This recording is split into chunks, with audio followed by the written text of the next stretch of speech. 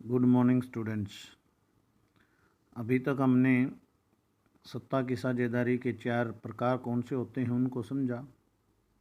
Belgium, Sri Lanka, Lebanon, Germany और भारत के उदाहरणों द्वारा सत्ता की साझेदारी किस किस प्रकार से हो सकती है और सत्ता की साझेदारी से कैसे समाज में, राष्ट्र में शांति स्थापित हो सकती है और सत्ता की साझेदारी ना करने पर किस प्रकार से देश में अशांति या गृह युद्ध की स्थिति हो सकती है, वो भी हमने श्रीलंका के उदाहरण से समझा। और अंत में हमने निष्कर्ष में ये जाना कि सत्ता की साझेदारी एक लोकतंत्र के लिए क्यों आवश्यक है। आज हम लेसन में आए कुछ टर्म्स को देखेंगे। उनमें से सबसे पहले है बहुसंख्यक। बहु जैसा इस शब्द से पता चलता है, बहु का मतलब होता है अधिक और संख्यक संख्या में, यानी जो संख्या में अधिक हैं। जो धर्म या जो जाति या जो समुदाय संख्या में समाज में अधिक है वो बहुसंख्यक कहलाता है। जैसे हमारे देश में हिंदू अधिक हैं तो हिंदू धर्म बहुसंख्यक हो गया और बाकी जो धर्म हैं वो अल्पसंख्यक हो गए। अलग अलग प्रदेश में अलग अलग भी हो सकते हैं। जैसे जम्मू कश्मीर में मुस्लिम धर्म जो है वो बहुसंख्यक है, हिंदू अल्पसंख्यक हैं। पंजाब में सिख बहुसंख्यक हैं, हिंदू अल्पसंख्यक हैं। तो इस प्रकार बहुसंख्यक और अल्पसंख्यक देश में अलग, राज्य में अलग, किसी विशेष एरिया में अलग हो सकते हैं। जैसे अपने हरियाणा में हिंदू बहुसंख्यक हैं, लेकिन हरियाणा का एक नूह जिला, मेवात जिला जिसका नाम होता था अब नूह है, उसमें हिंदू अल्पसंख्यक हैं, मुसलमान बहुसंख्यक हैं।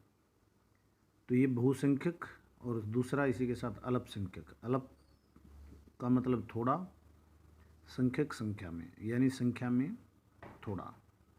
तो ये बहुसंख्यक और अल्पसंख्यक। उसी के साथ है बहुसंख्यकवाद। बहुसंख्यकवाद क्या होता है? देश में जो अधिक समाज है, जो धर्म है, जो जाति है, संख्या में अधिक है, वो समुदाय अपनी मनमर्जी से जब शासन चलाता है तो वो बहुसंख्यकवाद होता है। यानी उनके हितों की रक्षा करना।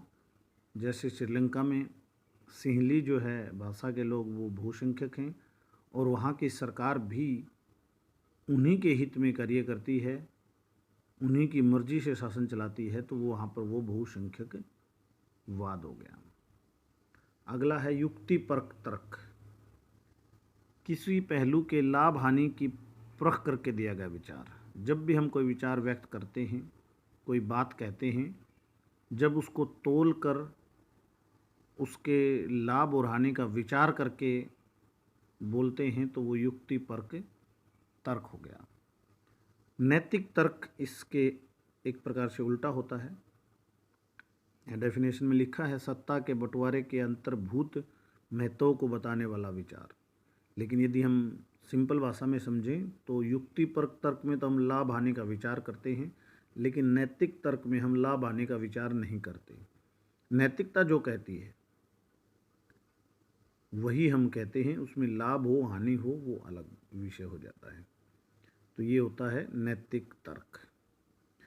उसके बाद है सत्ता का एक्सतीज वितरण। हमने सत्ता की साझेदारी में जो पहला पॉइंट पढ़ा था, सत्ता के विभिन्न अंगों के मध्य साझेदारी, वो सत्ता का एक्सतीज वितरण था।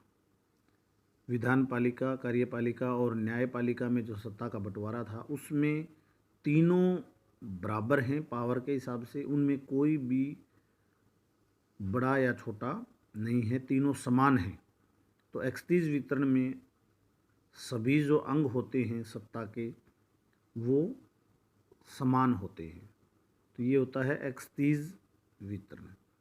और सत्ता का ऊर्ध्वाधर वितरण, जो सत्ता की साझेदारी का हमने दूसरा पॉइंट किया था।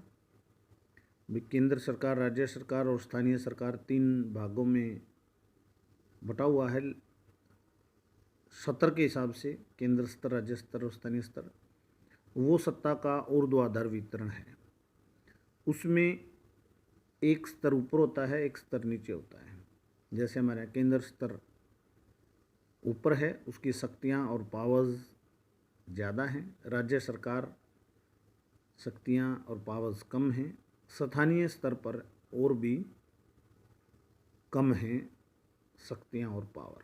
तो ये सत्ता का एक्सतीज वितरण और सत्ता का ऊर्ध्वाधर वितरण, ये मेन टर्म्स थी जो इस लेसन में आती हैं। बहुसंख्यकवाद, अल्पसंख्यक, युक्तिपरक तर्क, नैतिक तर्क, सत्ता का एक्सतीज वितरण और सत्ता का ऊर्ध्वाधर वितरण। अब आज ये लेसन समाप्त हो जाता है। इसकी सारी वीडियो दोबारा से देखें। कल मैं इसके नोट्स भेज दूंगा और परसों फिर टेस्ट होगा। धन्यवाद।